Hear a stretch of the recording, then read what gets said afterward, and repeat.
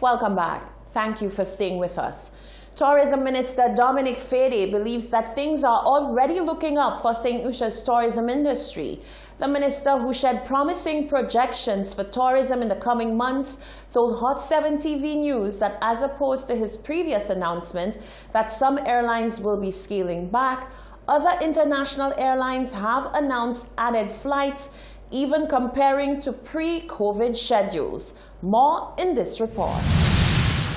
Since the resumption of tourism activity on July 9, 2020, the Ministry of Tourism has welcomed over 4,000 arrivals, about 1,700 of which have been tourists. Minister for Tourism Dominic Fedee says these are encouraging figures, particularly given that they have been accompanied by a very low rate of imported COVID-19 cases. We are living in a rather difficult time, and it's very difficult to manage COVID-19. The cost of business have certainly gone up for a lot of hotels.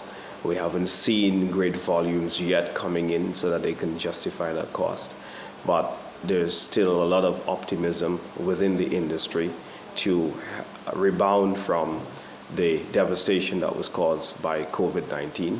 And so that optimism is the kind of spirit and attitude that we need to go forward and to continue building from the very small gains that we've had so far. Previously, the minister had disclosed that international airlines plan to scale back on the number of flights into St. Lucia to ensure that only the most efficient trips are made. He says following further discourse with some airlines, what has prevailed instead is an increase in flights. He says in the case of some airlines, flight frequency will surpass that of pre-COVID conditions. He further anticipates the reopening of far more hotels by year-end. The flights are coming in. We see Air Canada is getting ready from the 21st of August to start its new flight. And as well, we see that British Airways resumed its flights from the 25th of August.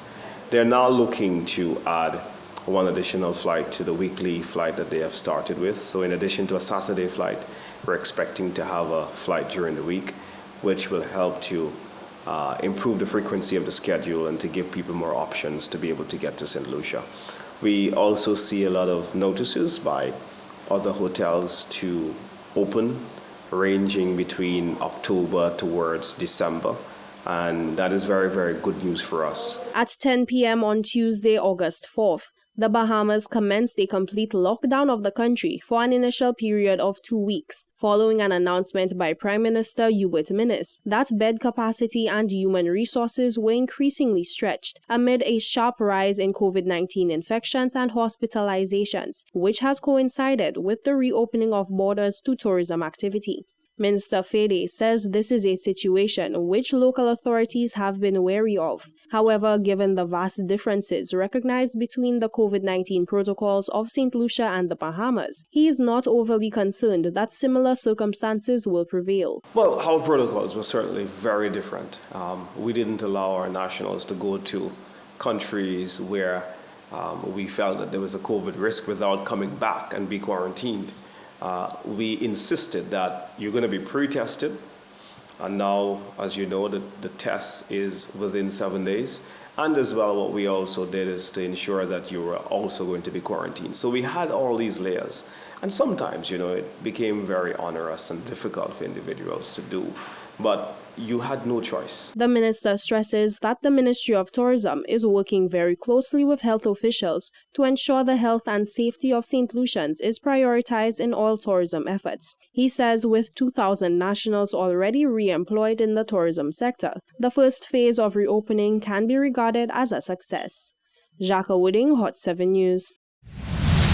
Minibus operators are kicking up a storm yet again. They say they feel like no one is paying heed to their plight.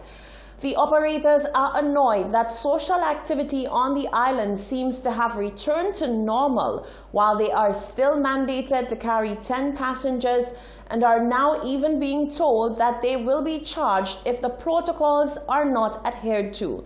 They are calling for the rules to be enforced across the board and not just on minibus operators. Genevieve Gonzague has more.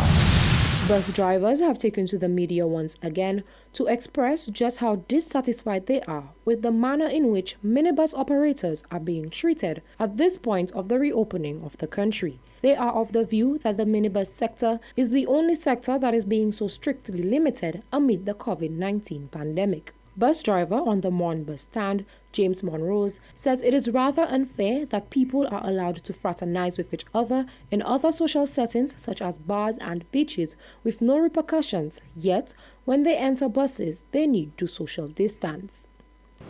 When I pass by the previous bars and I see the amount of people, you know, I cook my pizza already, pass by different places having dance, and when I see the amount of people are there, and them same set of people coming from any dance and by the bars and they're going into the bus and they're not wearing no mask. So I say, how comes they only want to put the burden on the bus drivers' back and not on the people that have the bars, especially even on a Saturday by the market on a Saturday. When I see the amount of people by the market on a Saturday, I say they don't have no more social distancing anymore. And it's only in the minibus alone they have that right now.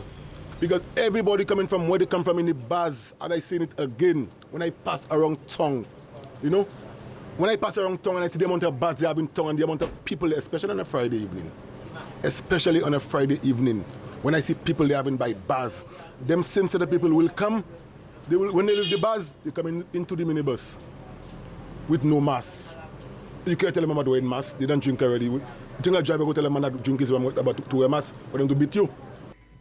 Public Relations Officer of the Gros Islet Minibus Owners Association, Thomas St. Louis, echoed the same sentiments of Monrose and says he believes it is unacceptable and disrespectful that drivers are still being given the short end of the stick.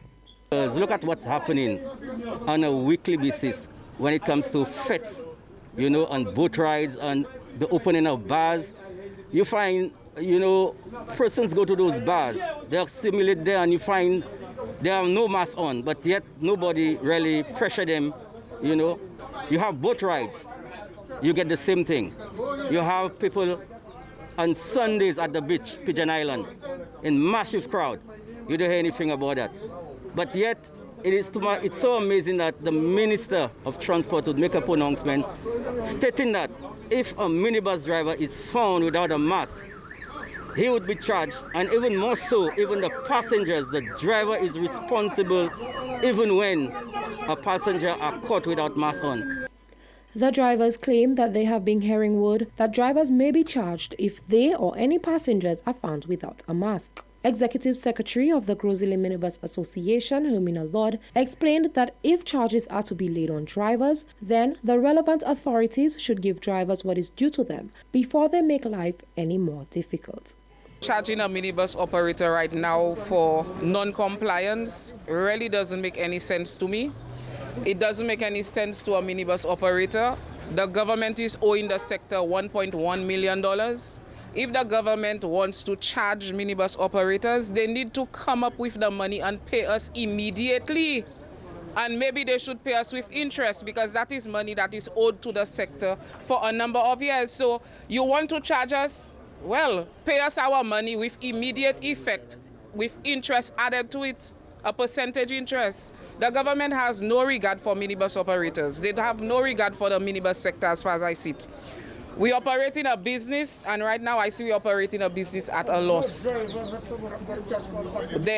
At the point when there was a reduction in gas prices in the entire Caribbean, where other minibus operators in other countries were paying less at the pump, our operators had to pay more at the pump. Why? Because the government needed the extra money to fund whatever activities they needed to fund. So I'm saying there is no regard for us. Drivers have been urging authorities to allow them to operate at full capacity for over about a month now. Reporting for Hot 7 News, I am Genevieve Gonzaga. Following a meeting of regional health and tourism authorities, the protocols guiding ease travel within the travel bubble have been revised. Minister for Tourism Dominic Fede says the new protocols have been deemed necessary by chief medical officers from around the region.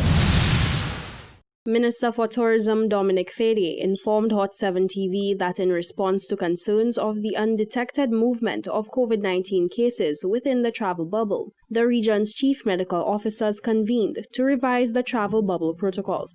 Out of the revision came the addition of a testing protocol whereby travelers must present a negative COVID-19 test within 7 days of arrival in their destination. What they've done is that previously didn't have a test requirement, but now we have put in the test requirement, and that is something that came from a meeting of the CMOs across the Caribbean. They met and decided that it was best to ensure that that gap was closed. And so we have actually implemented that particular protocol in compliance with what the regional countries were doing. The minister says that the adjustment of protocols regarding quarantine upon traveling to or returning from Martinique is feasible. However, it will not be guided by the economic or recreational benefits, but instead by the determination of health authorities that Martinique is a safe destination. Well, I think the overriding guiding principle will be the health situation of any country before we make a decision or a final determination as to whether you should be in the travel bubble or not. I think Martinique has a long-standing relationship with us. They're our closest neighbor, and we do have a special relationship with them. And we can't wait really to see Martinique come back. They're the #1 Caribbean destination for tourism in St. Lucia. In fact, the #1 tourism market. And we want to re-engage that market in so many ways, but I leave that to the health experts. He believes that as things progress, there will be a better understanding of how countries should mitigate travel. But under present circumstances, Fede says authorities remain cautious. Jacques Wooding, Hot 7 News. Jamaica's High Court recently ruled that a school was within its rights to demand that a girl cut her dreadlocks in order to attend classes. We took to the streets to gauge the public's reaction to such a judgment. Following a court ruling in Jamaica where a 7-year-old was told she would not be allowed to come to school if she does not cut off her dreadlocks, we took to the streets to find out the public's opinion on the matter. Here's what they had to say. Cutting your locks or cutting your hair, not coming to school, I think doing that is taking your powers away from you, you know, because they have had me wanting to do the same thing, and the powers lay inside of there, the head. It grows the mind, you know. Everything is in there, the hair grows. So your hair is where that keep you understand? Cutting your hair for you not coming to school, no. I think it is total disrespect for Rastafarian, and I think it is totally disrespect for people like Bob Marley, culture, third world, and these people, you know, who have uplift Jamaica on the whole. These people has really make Jamaica feel proud, and for you to be hearing that little child have to cut his or her hair before entering school, I find that's total disrespect for Rastafarian. It's not only in Jamaica, it's happening because I have been through the same situation. My daughter was going to school, she had locks. I combed her properly and the principal asked me to cut off her locks. If she cannot cut it off, she's not allowed to come to school and she's not allowed to grow dreadlocks. Understand? What I am saying on the issue, hair has nothing to do with education, okay? This is part of our culture. It could be African, it could be Haitian, it could be American, it could be English. This is part of our culture. I'm kind of upset about it, especially being that it's a young child. And technically, having your dreads and the Rastafarian culture is technically a religion. It's what they believe. Why would you vindicate a little child for having her hair? Your hair is your beauty. And secondly, just during the corona pandemic, you were asking children to stay home, homeschool. Now you will prevent a child from coming to school because of her hair? That's ridiculous. Like, I thought they had abolished that already. Like, you know, I mean, because 2020, I mean, we shouldn't be going for that kind of sin again anymore. You know what I'm saying? With Rastafarians, because I mean, Rasta done gone clear already. You know what I'm saying? Rastafari done gone clear already, you know. There's no stopping us again, you know. But I find, like, you know, it's really unfair to be seeing that happening on the year 2020. You know what I'm saying? So many years ago, Rastafari, you know, Rastafari in Jamaica, I really thought this thing doesn't happen in Jamaica because of, I mean, so many dreadlocks in Jamaica. I mean, bigging up Rastafari in Jamaica, especially Bob Marley. You know what I'm saying? So we shouldn't find that happening in Jamaica. And maybe I thought that would happen in other small country, like, you know, maybe in them small other Caribbean countries, not in Jamaica. But if that's still happening in Jamaica, maybe, well, boy, we're in a lot of trouble, because that's going to happen here and other little countries, other islands too. Looking at the stage at which our society is at this point in time, taking into consideration most of the things you mentioned in terms of legalization or decriminalization of marijuana, and all the new things, the modern technology and all these social media and all of these kind of things, I don't think the hair should still be an issue, no matter how the person chooses to wear it, because I think there are things that are more important than looking at somebody's hair that needs to be dealt with. Apart from that, I think that is a small thing. For instance, even if you look at the decriminalizing of marijuana, let's look at this. If it's really a situation where you say, okay, marijuana is legal, okay? To me, that would be a more dangerous thing than looking at things like people's hair. Those were your views. Reporting for Hot 7 News, I am Genevieve Gonzaga. Back to you, lovely. You're watching the Hot 7 TV Nightly News. Stay with us. There's more coming up after the break.